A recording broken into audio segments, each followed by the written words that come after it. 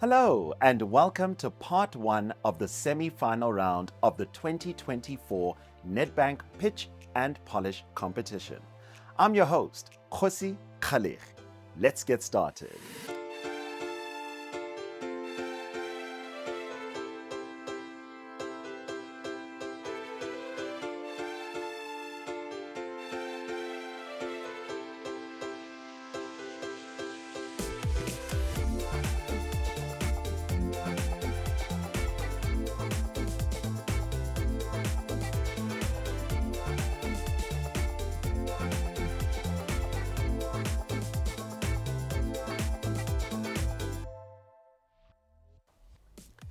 In last week's episode, we really upped the fun factor when our semi-finalists faced the adorable panel of judges from Radley Private School.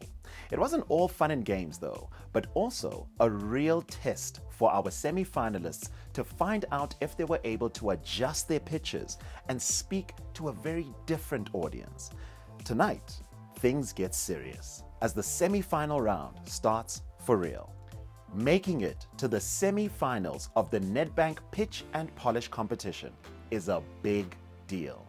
Remember that these contestants were chosen from over 1,400 applicants and have made it through a couple of tough eliminations to find themselves where they are today, ready to pitch for a prize worth a whopping 1 million rand.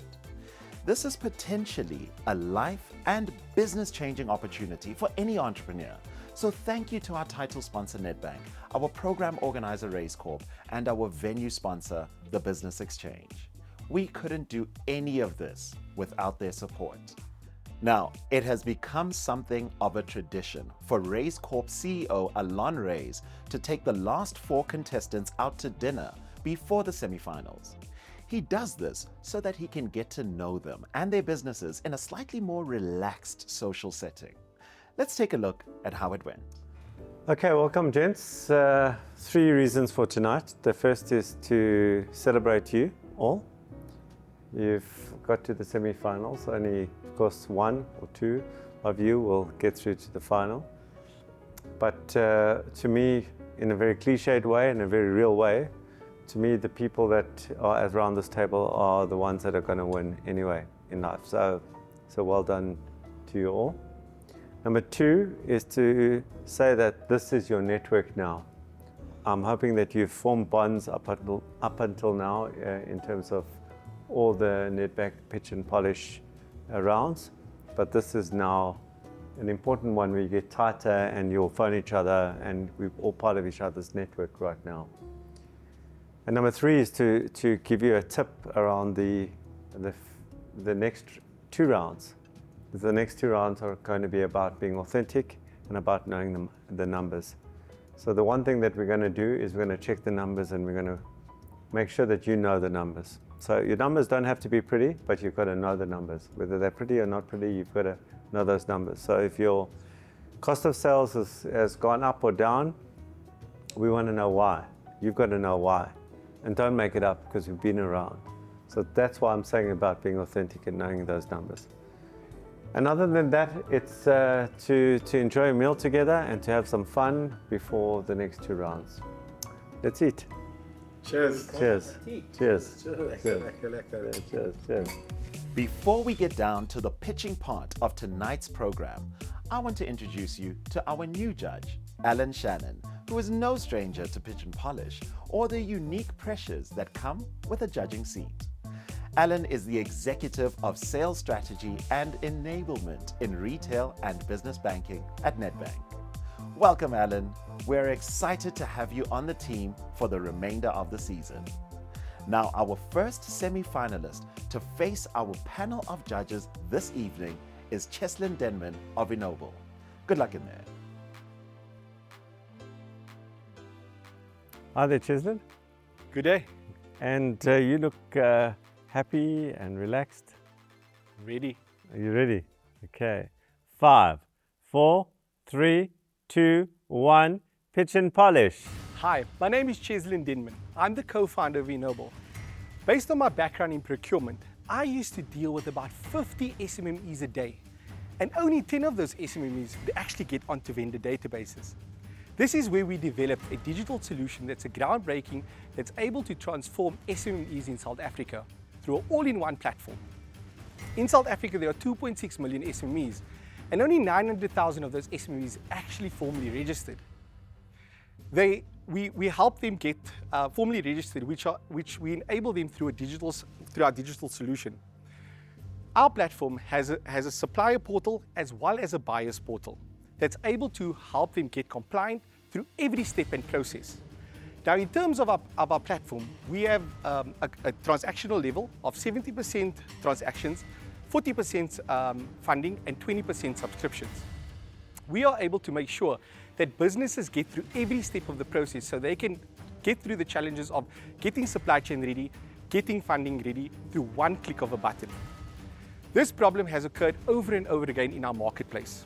We know that with our new buyers portal, our ask is that we want to be able to get 650,000 Rand so we can incorporate our buyers portal in terms of completion to adopt 5 supply chains. They will come with 2,500 SMMEs. We also want to complete our automation on our platform. This will enable us to save 30% of our transactions per day. Now, this funding will boost us because those 2,500 SMMEs will be able to give us a return on investment of 1,968,000 Rand per month.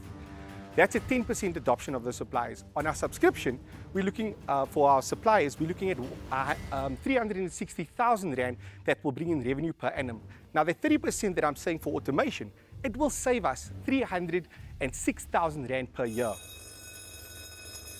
Right, thanks, Cheslin. Let's start with questions, Manelisa. Cheslin, thanks very much for your pitch. Cheslin, just take me through your continuous aspects and focus on staying abreast of the competition in continuing to have your USP. This is a large market and there are big players in that market, and that's who corporates most likely want to play with. Where are you and how are you competing effectively in that space? So there are competitors in our industry. Our unique value proposition is we're building a very unique tool that brings buyers and suppliers in one trusted solution, right? So something that we have developed is a digital certificate that lives online. And I believe that once we transform our suppliers to a digital manner, and I believe that I'm about 5 years ahead of my thinking capacity, how SMMEs think. But through that transition, I believe with the corporate play that we're looking to do with our investment, we believe that the scale is there because we do and have evaluated the problem in supply chains. Compliance is one of the biggest hindrances for growth. Okay. Alan? So, I think I have a good understanding of what you're seeking to achieve, and I understand the need because I know it is difficult often for small and medium enterprises to get themselves onto the procurement lists of corporate South Africa. I guess for me, 2 questions. The one is just the state of readiness with respect to the digital solution and how much it's going to take to get it to the point where you feel you've got a compelling proposition in production. And then secondly, the digital certificate side of things. Just around how do you give that, what is it going to take to give that the credibility it probably needs to be embraced as a credible certificate? Thanks for the question. So for me, firstly, it's that the digital certificate, we need bodies to give us the stamp of approval. We're working currently at the moment on API integrations so they can see how we do business and ping us. There are competitors that have these stamps already, so we know it is possible to get that authentication stamp. We're looking at blockchain to actually keep that abreast, but that's a long play for us in the next 5 years. Sorry, your first question again, apologies. So it was the digital certificate. The state of readiness regarding the digital platform. Yes. And having something that you feel you can go into full production with. 100%. So we have a play of a suppliers portal at the moment, right?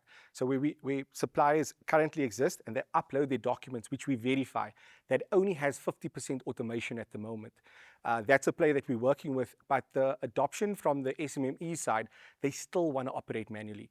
And we believe that if we have a dangling carrot from the suppliers to say, if you do not do this, you won't be able to unlock opportunity. That gives us that ammunition, and that's where the buyer's portal comes into play.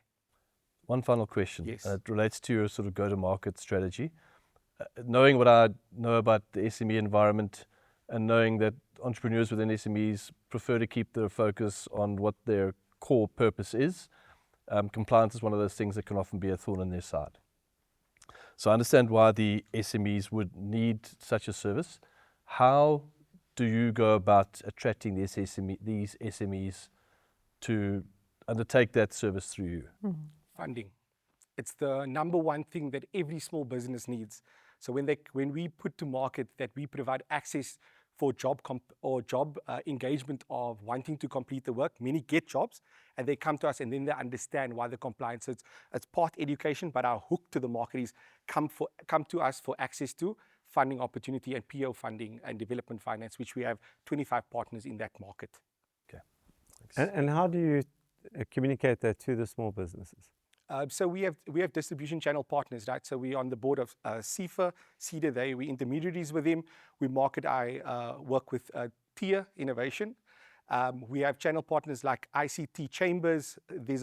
We have a founders group that we all communicate on, and also our paid media advertisements. So we do post on media channels such as Facebook, Instagram, and Google ad spend. We spend about 6,000 Rand on that at the moment. Cheslin, can you just explain something? You said we would incorporate with the 650, we would incorporate, if I heard you correctly, was 5 corporates. Yes. Or just, what does incorporate 5 corporates mean? What does that, what am I doing when I'm incorporating? So we target them to let us allow them to do the verification vetting for the supply database. But why does that cost money to approach them? What does it cost? Why does it cost? You said if we had the 650, it was part of your, what I'm going to do with the 650 is it would allow us to incorporate 5. No, I will need the development buyers portal to be established and getting a business unit director, a business unit person to focus on those particular corporate engagement. Okay. Next question is, I didn't catch all the numbers around the 40, 70, 30. Yes. Just, is that percent? I'm trying to work, what is that? It's our current revenue. Yes. We our business model. Yeah. So the bulk of our money that we make is transactional service with SME, 70%. Yes. Funding, we do 20%. At 20. That we obviously do Okay. applications for to the SME and make margins from our partners, and 10% is our subscription services at this current Okay, because moment. I had over 100, so I thought I was. I didn't understand that. And then just one last, maybe tough question: the 650. Are we just kicking the can forward by giving you the 650? In other words, it's going to go nowhere. It's a drop in the ocean to take you somewhere, or is it going to significantly move you forward? And if you say yes, which I think you're going to say that, explain to me why.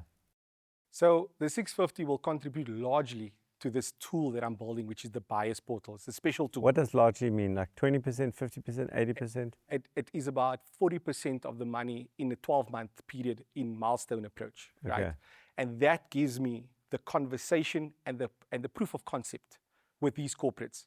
And we believe that the corporates will change our game from a revenue perspective. And that's the numbers I shared. Okay, great. Thanks, Cheslin. You may leave and good luck. Thank you. Ready for my clap. Thank you. Monalisa, your thoughts? Yeah, so I think, throughout, there's no doubt in my mind about the value add of the service from an SMME perspective and requiring those services in compliance, so tick that box. I do feel that there's a longer road that this particular business and the entity from a readiness to compete still has. And I don't know whether 650 is really the silver bullet, if I can call it that. Yeah. That's my feel. Your thoughts? I'm in a very similar movie to Monalisa. So there's a business here, and we know through the insights that they provided to us that it is generating a revenue, but we also know it's not yet generating a profit. Yeah. And I think the lingering question in my mind is the same as yours. Is the 650 going to take them to that point? and what happens if it doesn't? Yes. How does it sustain itself beyond that in the context of there being quite a lot of competition in this area? Yeah. Yeah. Because the moment they start to do that, the competition with more capital is going to accelerate a lot quicker. Yeah, and even if they come to market straight away, they will still have competition in that space. So, okay, now I think let's get scoring. Yep. Cheslin! Oh man, How are you doing? I'm great. I'm great. That's excellent. You know, I remember the very first time that you stepped into the pitching arena, you know, and you were talking about how it felt like the World Cup. Now you're here, it's the semi-finals. How are you feeling? How was that? I think I gave it my best shot. I was resilient. I told you from the day, if I'm meant to be here, I will be here and I'll show up. And I think I gave that. I showed up, and a little minor in my pitch, a little bit mistakes, but I think my delivery, I understood what I do. I think I stand a very good chance. Okay. So in terms of those mistakes, what are you referring to? I know at 1 minute 26, I saw you losing your footing. Yeah, so there was a bit of a wobble, but I just kind of picked it up again, just made sure I got the numbers in, which I know that this genre is very much about the financials. We've been going through all these things, so I try to get that across, and I think I articulated the questions that they were asking me quite well. So I think I put a good taste in their mouth in the end. I know with your financials, you came very strong this time, and you could answer everything down to the T. Have you been working on that? 100%. It's been part of our learning. So we've had to look at it. It was actually painful in the beginning, and now that it's done, I feel more confident about my business because we had to go with a fine comb and pick and look at all these small things. And going forward, I think it's a good thing for me that I'm actually part of this program. Yeah. Cheslin, wishing you all the best going forward. Thanks, man. And congratulations for making it this far. Yeah, boy. You know, sometimes I think the post-pitch grilling from the judges is tougher than the pitch itself. But I think he answered well. Nicely done, Cheslin. Let's get back to the action. Tonight's second semi-finalist is Bandile Fihla of Masikobe Holdings. He's making his way over to the mic right now.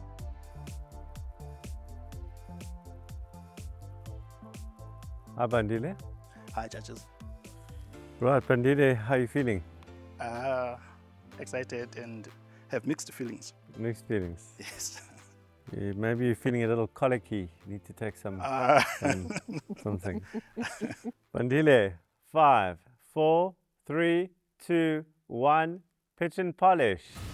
Colic, it's a global problem. But let's zoom in South Africa. Each and every day in South Africa, 3,543 kids are being born. 1 out of 4 is always coming forward reporting colic-related symptoms. Hi, judges. My name is Bandile Fihla. I am the founder and the CEO of the company called Masikobe Holdings. At Masikobe Holdings, we produce and manufacture an amazing product called IR Remedy for colic. With this product, we use a very special, unique plant called Sina leaves, whereas our competitors are flooding in alu. This product has been tested with SAPS and lab service. This product is a member of Proudly South African. We are currently selling this product at Spar Super Spar in the Eastern Cape side, and you can also find it at Link Pharmacies and Alpha Pharmacies and many other pharmacies. We are on our second day of trade. We are currently trading at a profit margin of minus 15%, 15.3%. With the 650 that we are hoping to get here, we want to grow our company by buying a machine that is going to help us to produce more product because our demand is too high. We are currently servicing 6 spa and we have 19 spas that we are signed a contract with. With the current that we are servicing, we are in average we're delivering 300 units per month, and we have a potential of delivering another 4,500 with the remaining spas. And we also want a bucket that is going to help us to distribute this product throughout the country. Lastly, we need to register with SAPRA. All health products are registered with SAPRA. It's the body that registers health products in South Africa. Thank you, judges. All right, let's go for questions. Alan. So I think we need to clarify specifically for the guys that are going to be watching this, just on the profit margin side. So just remind me, how much does the product sell? How much do you sell the product for? It's 55 rand. And how much does it cost you? It cost me 13 rand 72 cents. Okay, so there's sort of 42 rands worth of margin in each bottle. Yes. Okay, great. Just wanted to make sure that was clear for all the guys listening, because they may have got a little confused around the minus 15%. Then just on the so the SAPRA process, where are you with that process? With the SAPRA process, we've been trying to engage with them by calling them and sending the emails. I've dropped 3 emails with them, but they haven't replied yet. But again, we have an arrangement with the NOSA, just to make sure that at least we follow the health and safety standard, because I think this is the other element of compliance that is important for our production. It's health and safety. However, we did the testing, which is the important one that led us to be able to go to supply the shops, which is the certificate of analysis with 2 labs, which is the LabServe and also SAPS, South African Bureau of Standards. Great, so that process has been completed. That one is complete. Okay, that's good news. Then maybe just one other question from my side. This learning more about what you do has been an education for me. How do you get people to trust this product? Okay, that one. What happens with the product itself is that it was done by my mother, Yes. 1998. She left the product, I think, 2010. So when I started, what I did the door-to-door, wanting to get, because I really had the same concern. So I went to door-to-door, searching for the customers that have been serviced by my mother. I don't know how she made them to trust the product, but I wanted to start from there. Then what I did, when I was selling, I got people, at least few people that would recognize me and my mother, because I did that in my location. Then what I did, I took their cell numbers for WhatsApp. I do a follow-up on WhatsApp to say, okay, how was the product? After 3 days, just do a follow-up. How the product? Clients came back excited. I will screenshot that and post it on Facebook page and on my Facebook wall. So they trusted the product based on the reviews that I was posting. But everyone that comes back, I always do the follow-up to say, I want more of the reviews. That's why I have more than 200 or more reviews in my wall. Okay, great. Thank you. Manelisa? So, Bandile, thanks very much. You're talking about extended distribution in the Eastern Cape, and the question being around the vehicle that you indicating you need to purchase. Have you thought about can I call it the after honeymoon of having a vehicle, the maintenance, the fueling, all of those things covering, a vast area? Have you incorporated what that would impact, and is one vehicle going to match your demand aspirations? Okay, thank you for that question again. With that, it came across my mind. But again, I was like, I'm not buying a liability, or I'm not asking for a liability. I'm asking for an asset that is going to make me money. So what I'm going to do is simple. We're going to take, if we happen to get this and we buy the bakkie, we're going to align the bakkie with the national roads. It's going to work on the national roads. Like, for instance, if we want to deliver to Kokstad, it's all national roads. So it's going to, we're going to try to make sure that at least it doesn't go with the rural roads. Then the old vehicle that we are currently using is the one that is going to be channeled to all these bumpy roads. However, with the maintenance, we know very well that with the bakkie, we're going to make more money, and the money is going to be able to maintain the bakkie needs. Okay. On the bottle, it says this medicine data is not under the disclaimer. The disclaimer, yes. Yeah. Are you allowed to use the word medicine? Yes, I am. This is categorized as complementary medicine. It's type B, I think. I'm not quite sure, but yes, I am allowed to use the word medicine. Okay. Yes. And you've got that, you 100% sure? I am 100% sure. This is a medicine at the end of the day. Okay. All right. Just coming back to your what we've heard in previous pitches, what we've done in the investigation before this pitch. You speak about a big demand, that you're only servicing 6 out of 19 of those spas. What happens if you get those 19 spas plus another 20 other retailers? Let's say you get another 40 retailers. The people have watched this, they're now calling you. What happens then?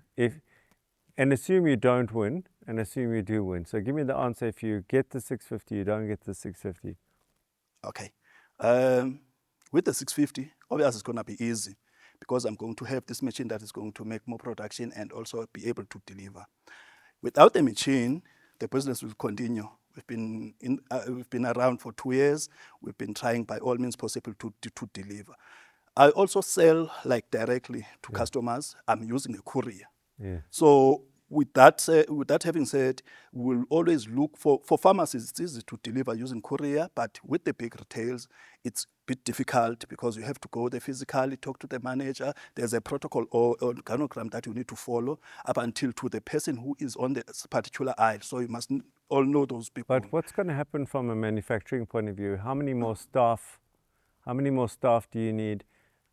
How big can your current production handle tripling in size? If he wins, right? If he gets 40 more stores. Okay. I'm trying to get, if 40 stores say to you, supply me, and you want to supply, what happens to your physical space? Have you got enough space to manufacture? Have you got enough of the original that plant to supply you? Have you got enough labor?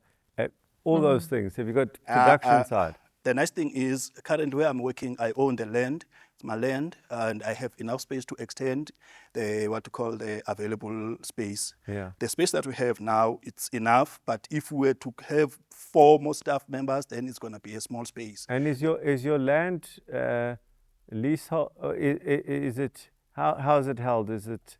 I'm owning a title deed. So you hold a deed. Yes. So can you bond that deed? Yes. And could you get 100,000 rand for that your land? Yes, I can. So why wouldn't you bond your land to get the machine? I think because I just bought the land recently when I moved from here to Eastern Cape. I haven't thought of that. I'm quite honest, I haven't thought of that. Okay. But it's a good idea that I'm going to write it down. Thank you, Bandile. If I'm not winning the 650, I'm going to bond my land. Okay, good. But I hope I will win it. Bandile, Bandile, thanks for your pitch, you may leave. Thank you very much, judges. Alan, your thoughts? So I think there's clearly a market. I mean, he spelled it out quite nicely with, I think he said 3,400 babies being born a day, 25% of them essentially suffering from colic. Yeah. I mean, that's, as long as we continue to bring children into this world, he's going to have a market for his product. And it's a sizable market, so far more sizable than perhaps what he's able to serve.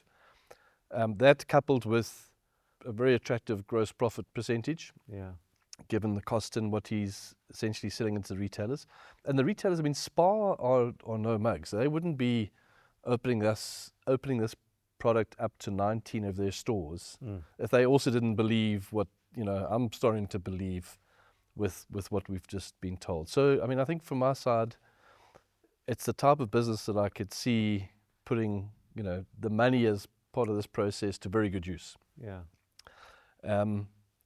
So yeah, I'm not sure what downside there is. There may be maybe a little bit of underestimation around how fast this thing could travel. But that, very few businesses out there have that type of problem, which is a great problem to deal with. So I was quite taken by the pitch. Well, Elisa, you come from that area. So what do you know that we don't know in terms of why this is so successful?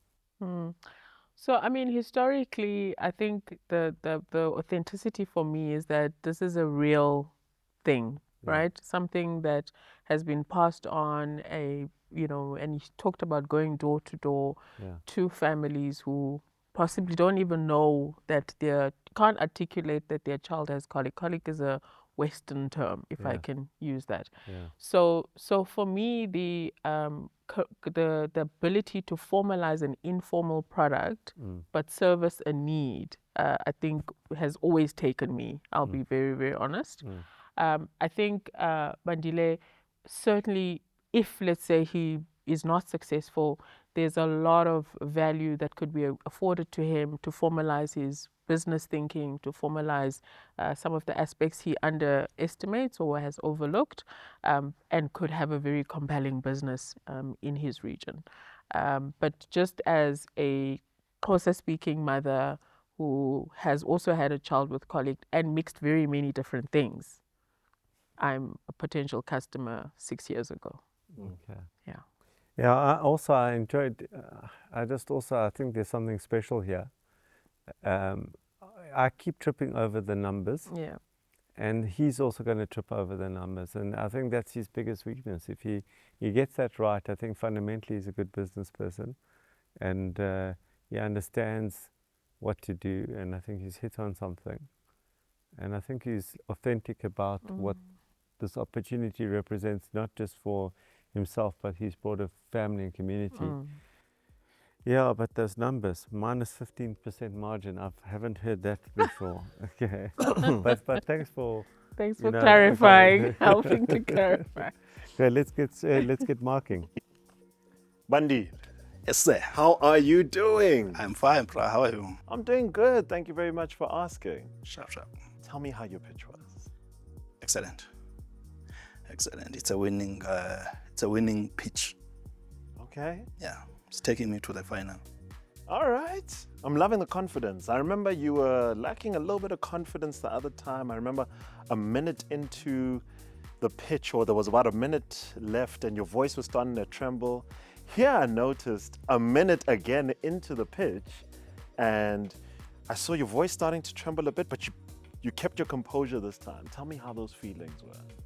You don't forget. No, today I came with a different mindset. I knew my mistake back then, and then I had to realize it.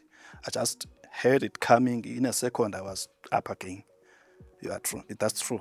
What you're saying is true. You know, when Alan was asking you about taking your machine and putting that against your bond, is that something that you're going to take forward with you? Oh, definitely sure. If that's gonna give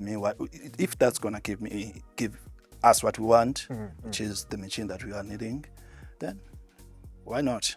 We have to do so, because at the end of the day, that's what we want, and we want to make money out of it. And do you feel that this whole entire process has helped you make decisions like that? Bro, I thought I knew business. I really didn't know business. The only thing that I knew it was to sell. Okay. But coming to this program, I realized that I know nothing about business. I'm just a great arts kid. So I've learned a lot from here. Winning or no winning, I'm going to scale up my business. It's going to change. It's a game changer. Already, there are measures that we've put in place that are coming positive. Bandile, I'm wishing you all the best for the rest of the competition, and congratulations for making it this far. Thank you very much, my guy. See you on the final. Bandile's timing was excellent in that round, don't you think? I'm not sure about you, but I feel both of the contestants tonight delivered really solid pitches. I don't envy our judges. Having to score them against each other is probably going to be a close one.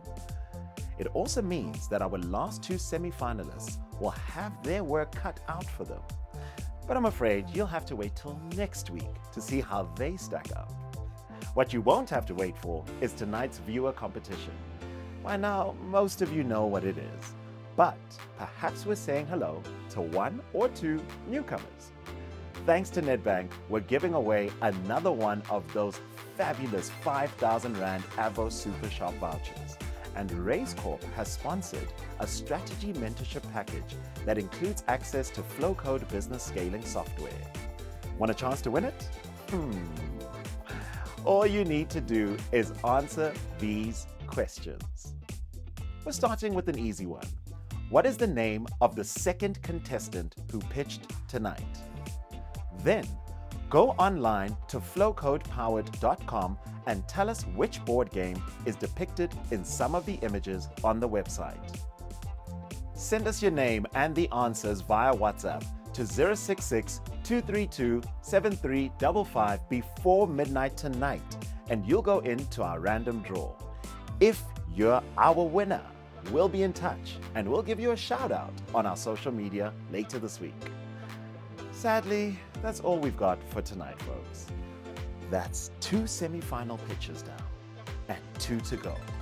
You'll have to wait until next week to see how Keenan and Braden and Avi perform and to find out which 2 contestants will make it through to the final. It's going to be a nail-biter. Make sure to meet me back here 7 o'clock next Tuesday for the penultimate episode of the 2024 Nedbank Pitch and Polish competition. From me, Khosi Khalil. Good night.